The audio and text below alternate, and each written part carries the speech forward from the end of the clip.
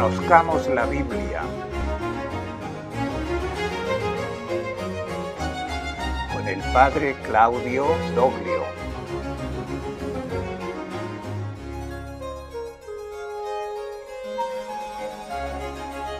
El buen pastor y Lázaro.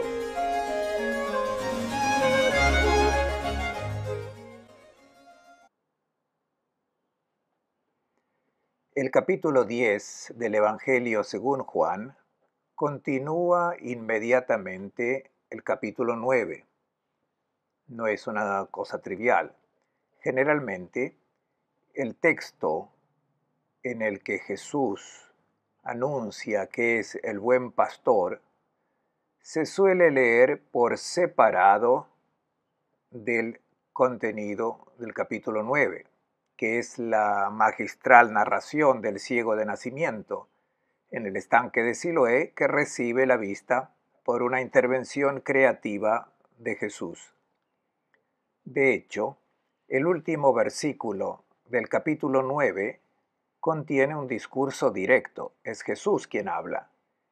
El primer versículo del capítulo 10 continúa el discurso directo. Siempre es Jesús quien habla. Ni siquiera deberíamos cerrar las comillas y luego reabrir inmediatamente después. Significa que el evangelista mantuvo estrictamente unido el episodio del ciego de nacimiento y el discurso de Jesús sobre el pastor ejemplar. Establezcamos este contexto. Estamos en el libro de los signos, la parte del Evangelio, según Juan, en el que se presentan 7 signos fundamentales de la obra de Jesús. Los 2 primeros han caracterizado el ciclo de las instituciones. El resto destaca la intervención de Jesús a favor de un hombre.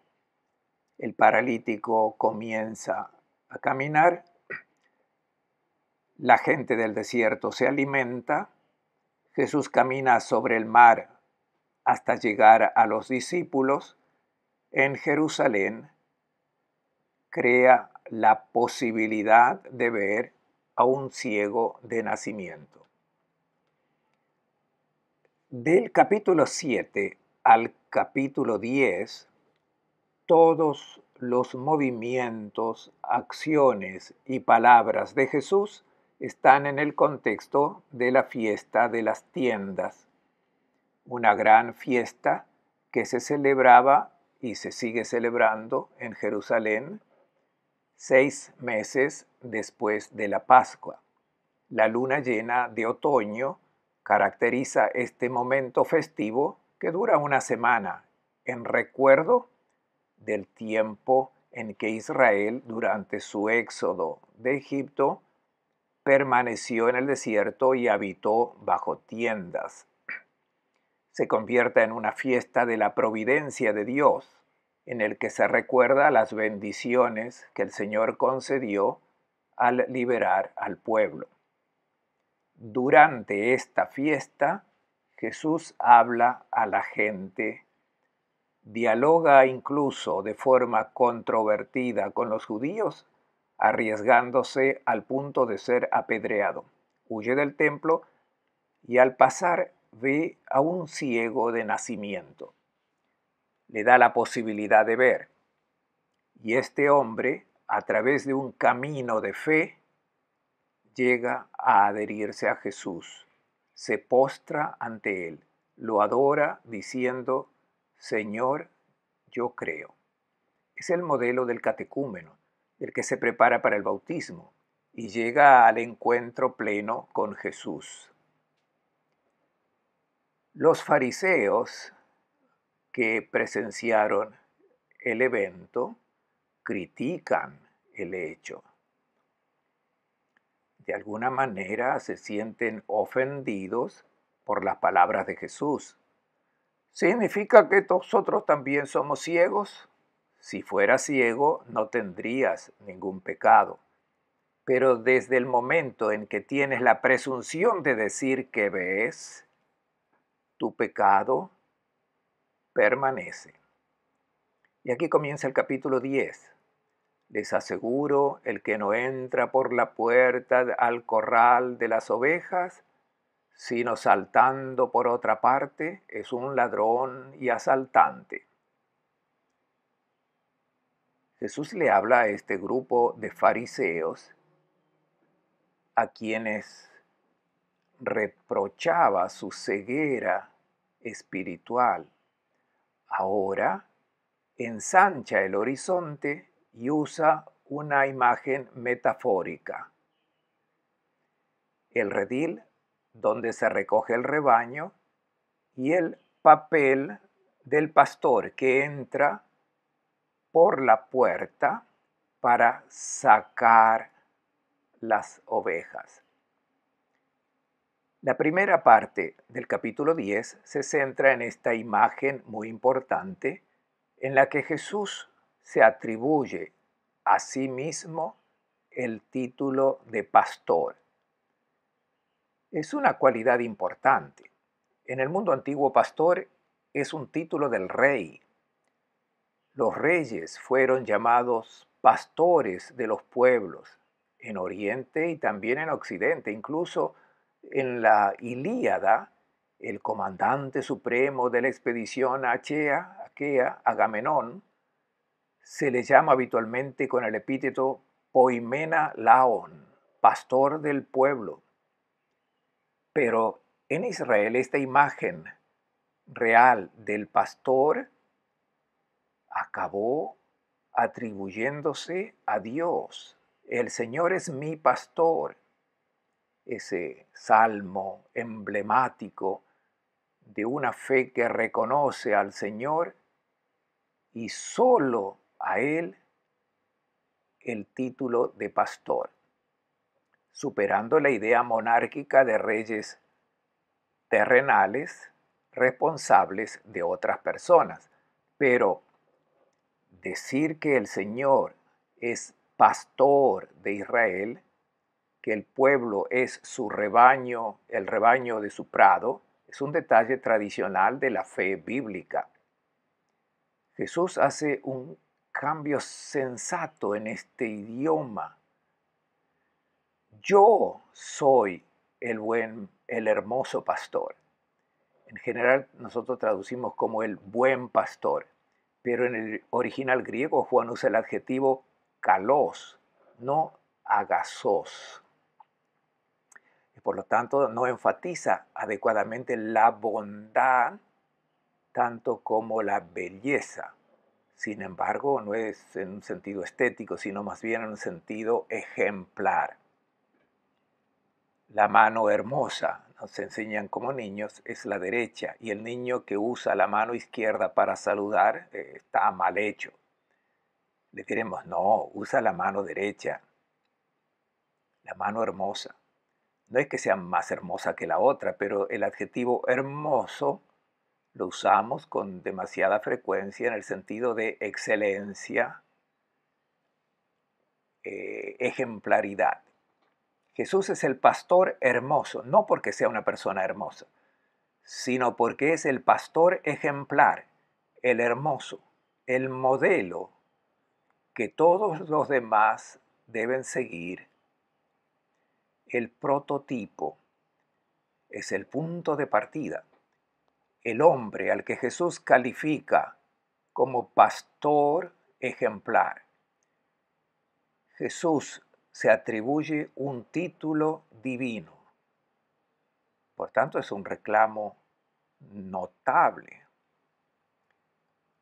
Vuelve a entrar en ese lenguaje provocador con el que Jesús no dice explícitamente yo soy Dios, pero equivale a decir Dios, como Dios, y por lo tanto revela una afirmación que era inaudita. Él es el pastor,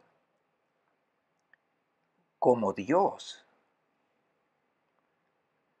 y es el pastor ejemplar, porque es Dios, porque tiene la actitud de Dios hacia el pueblo y es el que pasa por la puerta, mientras que los demás, los que le precedieron, son ladrones y bandidos.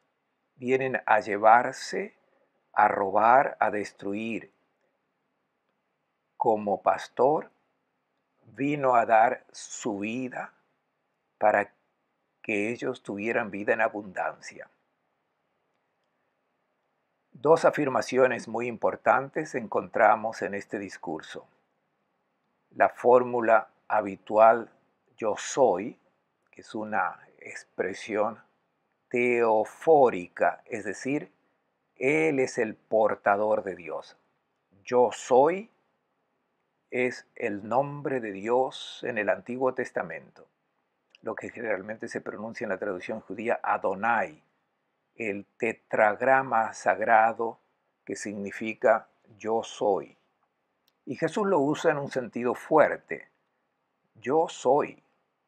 A veces en el texto encontramos que está escrito en mayúscula, con la Y mayúscula, igual que como la S, soy. Va en contra de las reglas de la gramática de nuestro idioma. Es precisamente para ayudar al lector a comprender que la expresión yo soy no es simplemente un pronombre verbal, sino el mismo nombre de Dios. Yo soy la puerta, yo soy el pastor. Dos imágenes complementarias. La puerta es un instrumento de comunicación y Jesús es el que conecta el cielo y la tierra, Dios y las personas. Él es la puerta y para llegar a Dios es necesario pasar por Él. Dios llega a las personas pasando por Jesús. Los líderes del pueblo que no quieren pasar por Jesús se denominan ladrones y bandidos. Él es el pastor ejemplar porque trae a la historia el estilo mismo de Dios. Vino a dar su vida para que la gente tenga vida en abundancia y saca a las ovejas del redil. En griego el término aulé, que se traduce como recinto, también indica el aula, la corte. Es un término que puede indicar el templo o el palacio real. Incluso en español decimos áulico, significa un entorno de alto rango, de la corte real, áulico. Sacar las ovejas del recinto es una imagen de Éxodo. Jesús está sacando a las ovejas de Israel de la opresión de una estructura religiosa negativa. Está liberando al pueblo de la esclavitud de la ley. Él está haciendo un éxodo y se está reuniendo un rebaño universal con otras ovejas que no son las de este redil.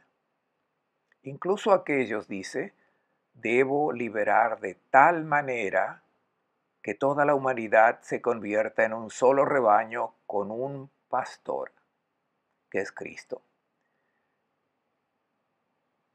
Inmediatamente después de este discurso, Juan Evangelista habla de otra fiesta, la de la dedicación del templo, que tenía lugar en invierno, unos meses después de la fiesta de las tiendas, siempre en Jerusalén. Es una fiesta de invierno donde hace frío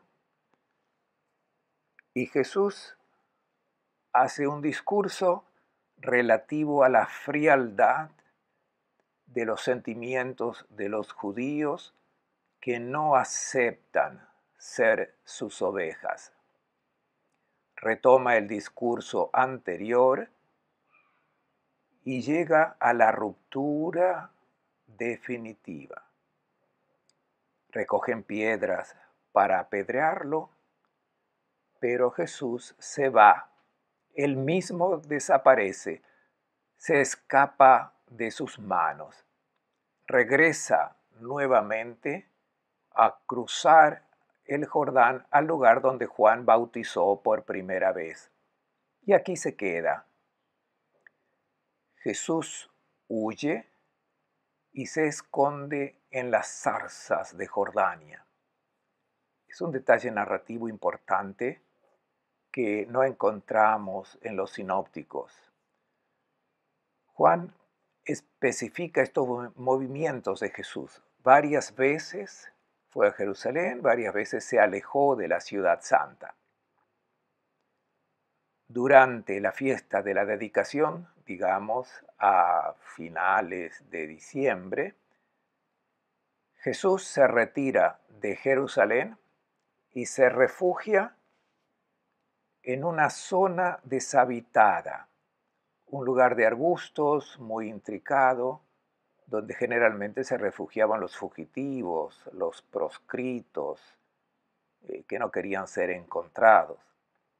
Era el ambiente donde Juan, en las riberas del Jordán, comenzó a administrar el bautismo de arrepentimiento.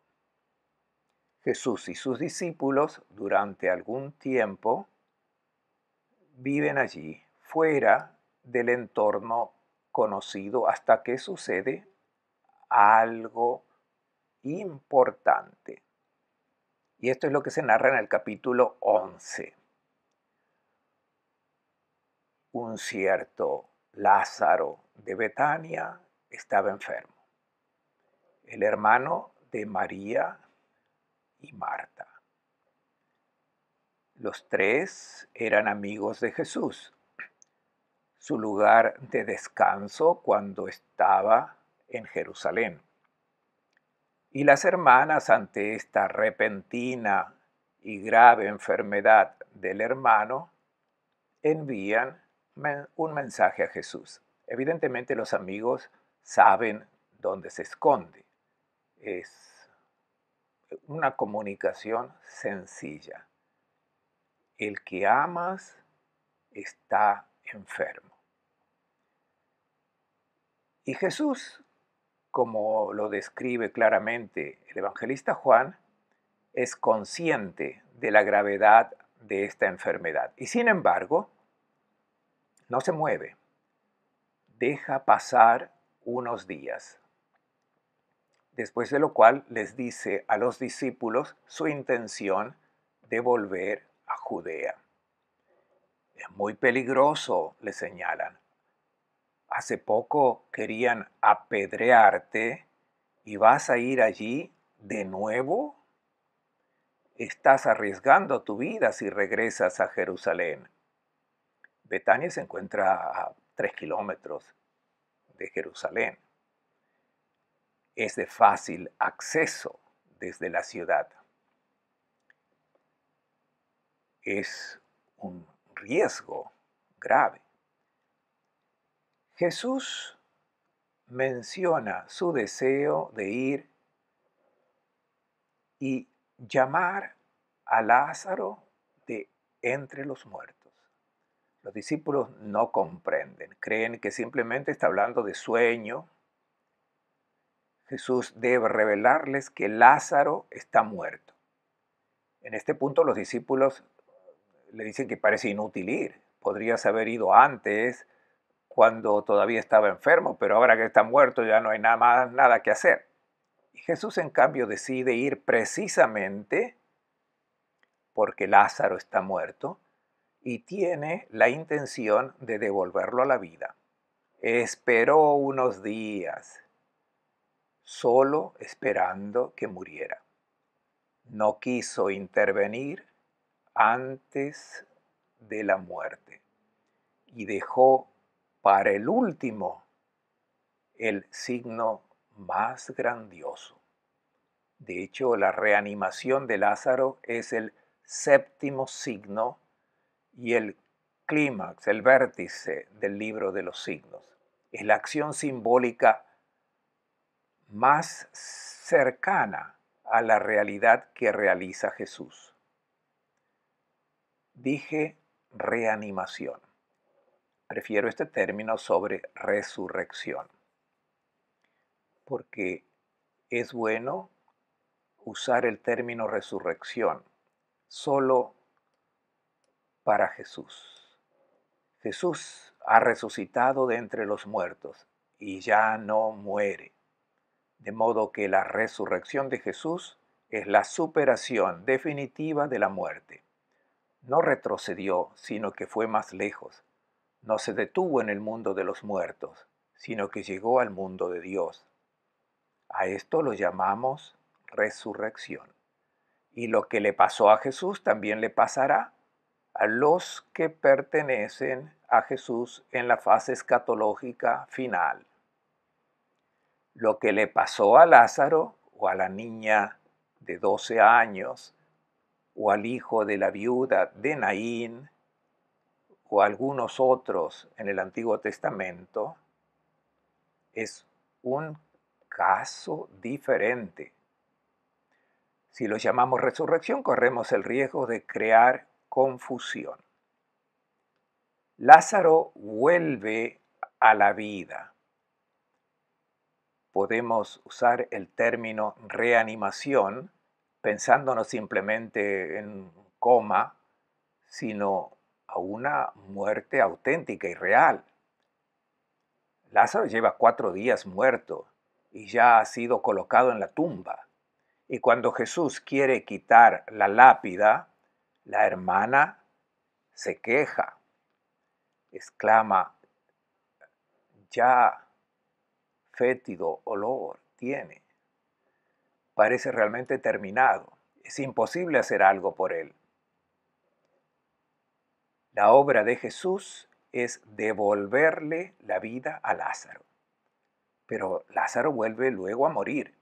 No se levanta en la gloria de la eternidad, sino que regresa a la vida terrenal, reanuda su vida normal. Es decir, vuelve a comer y dormir, envejece y al cabo de un tiempo morirá de nuevo. Y por lo tanto es una señal, no es la solución al problema, no es la victoria sobre la muerte, es la manifestación del poder que tiene Jesús para vencer a la muerte. Es simplemente un retraso del problema. En este largo y espléndido relato, el evangelista muestra un camino de fe por parte de las dos hermanas. Y Marta en el Evangelio de Juan hace la más alta profesión de fe que podemos encontrar. Creo que eres el Hijo de Dios que vino a este mundo. Jesús usó también en este caso una fórmula teofónica. Yo soy la resurrección y la vida. Notemos que no dice yo doy la resurrección o yo resucito, sino yo soy la resurrección, porque yo soy la vida. Solo Dios es vida. Él existe en sí mismo. Soy la posibilidad de vivir en plenitud. Quien vive y cree en mí no morirá para siempre. Es una gran profesión de divinidad y el don de la vida divina a la humanidad. Marta y María lo aceptan. Y sin embargo, siguen siendo débiles en su fe y permanecen perplejas ante la apertura de la tumba. Incluso Jesús tiene un momento de perturbación y el evangelista nota que rompió a llorar. ¿Por qué llora Jesús frente a la tumba de Lázaro? No me lo diga simplemente que es por emoción, porque su amigo Lázaro está muerto. Lo sabía de antemano. Permaneció al otro lado del Jordán esperando su muerte. Lo dejó morir por un propósito. Vino con la intención de devolverlo a la vida, así que ahora, unos minutos antes de devolverle la vida, no necesita emocionarse pensando que está muerto. Ese llanto debe explicarse de otra manera. Jesús es consciente de que este gesto es la gota que derramará el vaso. Dando vida a su amigo Lázaro, le cuesta la vida a Jesús. Esa poderosa palabra creativa, Lázaro, sal fuera, se convirtió para Jesús en la pérdida de su propia vida. El muerto lo escucha, sale del sepulcro llevando los paños funerarios, sale atado como una momia, todavía prisionero del mundo, de la muerte, y luego es liberado. Pero ese gesto enfurece a las autoridades judías, sus oponentes, y es la oportunidad de decidir la eliminación física de Jesús. En este grito, Jesús muestra toda su solidaridad humana con la nuestra. Muestra ser un auténtico amigo que da vida a su amigo y está por eso dispuesto a perder la suya. Y a partir de este momento comienza la fase final, el último momento de su existencia. Estamos en la inminencia de la Pascua y será la Pascua de la muerte y resurrección de Jesús el cumplimiento real que los signos habían evocado.